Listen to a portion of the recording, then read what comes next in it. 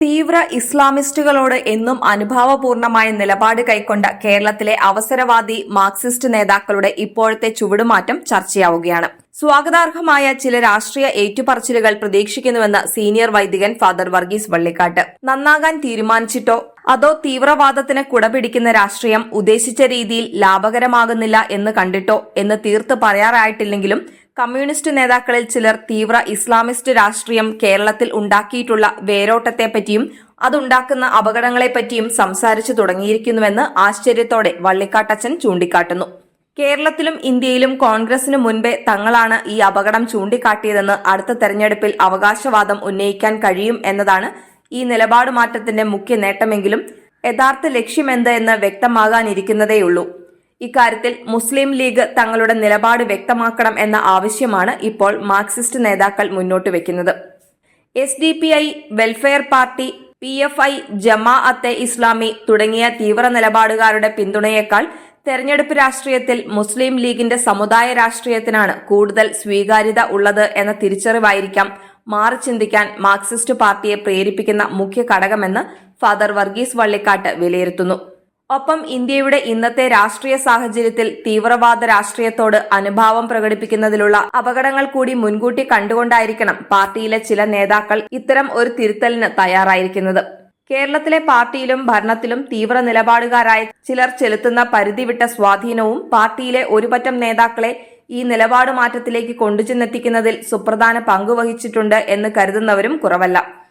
Islamist രാഷ്ട്രീയം അഥവാ ജിഹാദിസം സ്വാതന്ത്ര്യത്തിലേക്കും സാഹോദര്യത്തിലേക്കും മാനവികതയിലേക്കും ലോക ജനതയെ നയിക്കും എന്ന ആഗോള ഇടത് ലിബറൽ ഇസ്ലാമിസ്റ്റ് കാഴ്ചപ്പാടിനൊപ്പമായിരുന്നു നാളിതുവരെ കേരളത്തിലെ കമ്മ്യൂണിസ്റ്റ് പാർട്ടികളും നിലയുറപ്പിച്ചിരുന്നത്.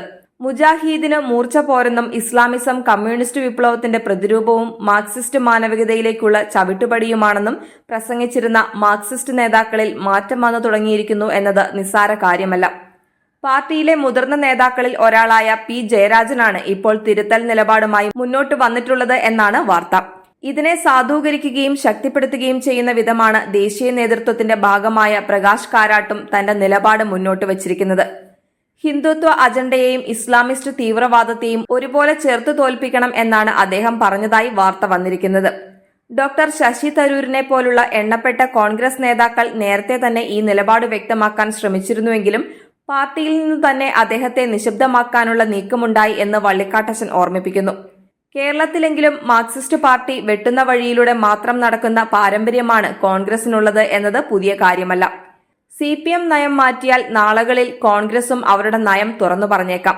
കേരളത്തിലെയും ഇന്ത്യയിലെയും മുസ്ലിം സമൂഹം ഇതിനോട് എങ്ങനെ പ്രതികരിക്കും എന്നതാണ് രാഷ്ട്രീയ പാർട്ടികളെ കുഴയ്ക്കുന്ന പ്രധാന പ്രശ്നം എന്ന് വേണം കരുതാൻ. ഇസ്ലാമിനുള്ളിലെ വിവിധ ചിന്താധാരകളും അവയുടെ വ്യത്യസ്തമായ പ്രത്യയശാസ്ത്ര നിലപാടുകളും മുസ്ലിം വിശ്വാസികൾക്ക് പോലും മനസ്സിലാക്കുക അത്ര എളുപ്പമല്ല.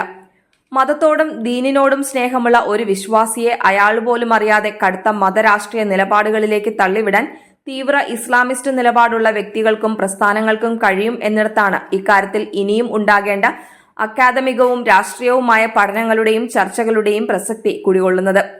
സാധാരണയായി ഇത്തരം ചർച്ചകളെ ഇസ്ലാമോഫോബിയ ഉണ്ടാക്കുന്നു എന്ന കോലാഹലം ഉയർത്തിയും മുസ്ലിം വിരോധം പ്രചരിപ്പിക്കുന്നു എന്ന ആരോപണം ഉന്നയിച്ചും തുടക്കത്തിൽ തന്നെ തടയാൻ തീവ്ര നിലപാടുകാർക്ക് കഴിയുന്നു എന്നതാണ് വസ്തുത. ഇതിനായി അവർ മതേതര സമൂഹത്തെയും ജനാധിപത്യ മൂല്യങ്ങളെയും സെക്കുലർ സമൂഹങ്ങളിൽ നിലനിൽക്കുന്ന നിയമവ്യവസ്ഥയെയും തന്ത്രപൂർവ്വം ഉപയോഗിക്കുകയും തങ്ങളുടെ ഇസ്ലാമിസ്റ്റ് ജിഹാദിസ്റ്റ് താൽപര്യങ്ങളെ മറച്ചുപിടിക്കുകയും ചെയ്യും. പാശ്ചാത്യ രാജ്യങ്ങളിൽ മിക്കതിലും ഈ തന്ത്രം വളരെ ഫലപ്രദമായി പ്രയോഗിക്കാൻ ഇസ്ലാമിസ്റ്റ് പ്രസ്ഥാനങ്ങൾക്ക് കഴിഞ്ഞിട്ടുണ്ട്. അതിനുള്ള പ്രധാന കാരണം തീവ്ര ഇടത് ലിബറൽ രാഷ്ട്രീയ പ്രസ്ഥാനങ്ങൾ അവയെ ആഗോളതലത്തിൽ തന്നെ ചേർത്ത് പിടിച്ചിരിക്കുന്നു എന്നതാണ്. കേരളത്തിലെ ഇടത് രാഷ്ട്രീയ പാർട്ടികളും ഈ നിലപാടാണ് നാളിതുവരെ പിന്തുടർന്നു വന്നിരുന്നത്. എന്നാൽ ആഗോളതലത്തിൽ തന്നെ ഈ നിലപാട് ചോദ്യം ചെയ്യപ്പെടുകയും ഇതിനെതിരെ ശക്തമായ രാഷ്ട്രീയ പ്രസ്ഥാനങ്ങൾ ഉയർന്നുവരികയും ചെയ്തുകൊണ്ടിരിക്കുകയാണ്. സമീപസ്ഥമായ അമേരിക്കൻ പ്രസിഡന്റ് തെരഞ്ഞെടുപ്പിൽ പോലും അതിന്റെ സ്വാധീനവും അനുരണനങ്ങളും വ്യക്തമായി കാണാം. ലോകരാജ്യങ്ങളിൽ ഇന്ത്യയെ വ്യതിരക്തമാക്കുന്നത് അതിന്റെ സാമൂഹ്യവും മതപരവുമായ വൈവിധ്യവും സമൂഹങ്ങളുടെ താരതമ്യേന സമാധാനപൂർണമായ സഹവർത്തിത്വവുമാണ്. അതിന് ഹാനികരമായ രാഷ്ട്രീയവും മതപരമായ നിലപാടുകളും നമ്മുടെ ദേശീയതയ്ക്കും സഹിഷ്ണുതയുടെയും സഹാനുഭൂതിയുടെയും സാഹോദര്യ ഭാവനയുടെയും സംസ്കാരത്തിനും നിരക്കുന്നതല്ല. എല്ലാ രാഷ്ട്രീയ പാർട്ടികൾക്കും മതനേതാക്കൾക്കും ഈ തിരിച്ചറിവുണ്ടാകും എന്ന് പ്രത്യാശിക്കാം. തീവ്രവാദത്തെ പ്രോത്സാഹിപ്പിക്കുന്ന നിലപാടുകൾ തള്ളിപ്പറയാൻ എല്ലാ രാഷ്ട്രീയ പാർട്ടികളും തയ്യാറാകണം.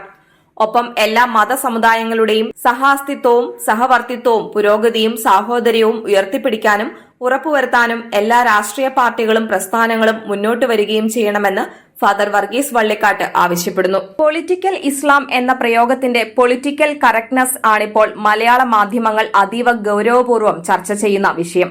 കേരളത്തിന് പുറത്തും ലോകമുണ്ടെന്നും മിക്കവാറും അവിടെ എല്ലായിടത്തും മലയാളികളുണ്ടെന്നും സാമൂഹ്യ മാധ്യമങ്ങളിലൂടെയും മറ്റു വിവരസാങ്കേതിക വിദ്യയിലൂടെയും ലോകത്തെവിടെയും നടക്കുന്ന കാര്യങ്ങൾ അറിയുന്നവരും അതിനോട് പ്രതികരിക്കുന്നവരുമാണ് മലയാളികളെന്നും അവരോട് ആര് പറഞ്ഞുകൊടുക്കും?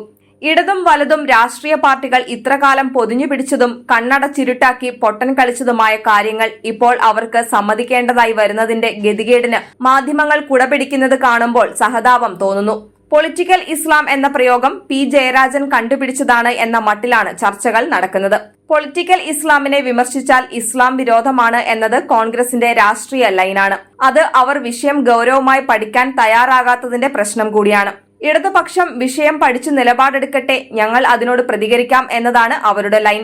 തുടർന്നും രാഷ്ട്രീയക്കാരും മാധ്യമക്കാരും കണ്ണടച്ചാലും ഇല്ലെങ്കിലും ഇവിടെ നടക്കുന്നതിന്റെ വേരുകൾ അന്വേഷിക്കുന്നവർ ഉണ്ട് എന്ന് മറക്കരുത്. തുർക്കി കാലിഫേറ്റ് നിർത്തലാക്കിയതിന്റെ 100ാം വാർഷികമായ 2024 പൊളിറ്റിക്കൽ ഇസ്ലാം അതിന്റെ തീവ്രത മുഴുവൻ പുറത്തെടുക്കും എന്ന് 2022 പറഞ്ഞപ്പോൾ അതിനിശിതമായി അതിനെ വിമർശിച്ചവരുണ്ടെന്ന് വള്ളിക്കാട്ടച്ചൻ ചൂണ്ടിക്കാട്ടുന്നു. 2023 ഒക്ടോബർ 7 തന്നെ അത് സംഭവിക്കുകയും ചെയ്തു. 2024 കഴിയാൻ ഇനി അധികമില്ല. ഇന്നും അത് തുടരുകയാണ്. ആധുനിക മുസ്ലിം തീവ്രവാദ പ്രസ്ഥാനങ്ങൾക്ക് തുടക്കം കുറിച്ച മുസ്ലിം ബ്രദർഹുഡ് ആരംഭിച്ചതിന്റെ 100ാം വാർഷികമായ 2028 തീവ്രവാദത്തിന്റെ ഫലശൂന്യത ഇസ്ലാമിക ലോകം മനസ്സിലാക്കിയെങ്കിൽ എത്ര നന്നായിരുന്നേനെ. ഹോളോകോസ്റ്റുകൾ ചരിത്രത്തിൽ ആവർത്തിക്കാതിരിക്കാൻ മനുഷ്യൻ വിവേകത്തോടെ ചിന്തിക്കണം. അക്രമം സർവനാശത്തിലേക്ക് നയിക്കാതിരിക്കാൻ അക്രമമാർഗം വെടിയാൻ തയ്യാറാകണം. 2023 ഒക്ടോബർ 7 കൊലപാതകത്തിൽ ആഹ്ലാദിച്ചവർക്ക് അന്നു മുതൽ തുടരുന്ന കൊലപാതകത്തെ അപലപിക്കാൻ കഴിയുന്നതെങ്ങനെയെന്ന് വള്ളിക്കാട്ടച്ചൻ ചോദിക്കുന്നു.